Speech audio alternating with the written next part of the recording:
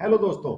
बदलते मौसम में सर्दी खांसी जुकाम के वायरस दिखाई नहीं देते, लिहाजा इनसे बचना बहुत मुश्किल होता है। वायरस पर दवा भी असर नहीं करती दोस्तों।